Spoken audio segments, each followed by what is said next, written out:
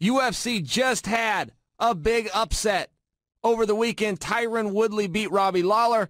Now the biggest fight of the year, Conor McGregor taking on Nate Diaz. If you want to make watching this a little bit more fun, get over to betdsi.com and get yourself an account. For my listeners only, you can go to betdsi.com. Use the promo code Chael10. That's Chael, no space, the number 10. They'll give you $10 for free to start playing right now. I like that. Now, if you win and you hit $10, yeah, you're not going to clean up. I understand that. But it is an app. It's an app on your smartphone. You could use it through your desktop if you wanted to. I have the app, and it could take you a time to learn it. It could take you a time to learn how to push the button and find out what a parlay is and what a straight line bet is and find the event you want. So they'll give you $10. You can go screw around on there. Have an account set up.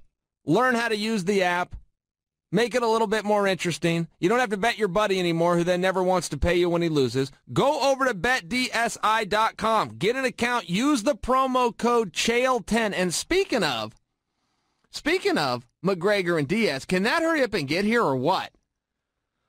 Yeah, I look at that fight, and so many people, the common theme there, guys, is that Conor McGregor is going to run through him based on the fact of what Conor said. Conor said, I did so much media, I was touring all over the place, I wasn't in the gym, I wasn't with my coaches, and frankly, I got tired. And he said, I know how to cure that.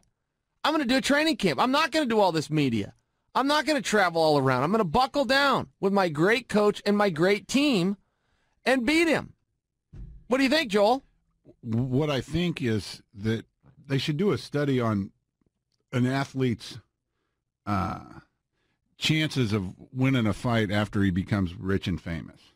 They should really do that because Conor's got this thing called the Mac life now. So they're following him around, which is hilarious. They're absolutely great show. I mean, I can't wait to watch the fight. It's the greatest fight in the world, but it's because he's made himself a superstar. Most superstars get their ass kicked. You know, and Nate's he's just not that guy. He's just not that guy. So I couldn't imagine. I hope Conor figures out a way to beat him because I want to see the third one. But I couldn't imagine it happening. Here I'm going to beat up a bigger, stronger, more experienced fighter, and I wasn't able to do it 4 months ago.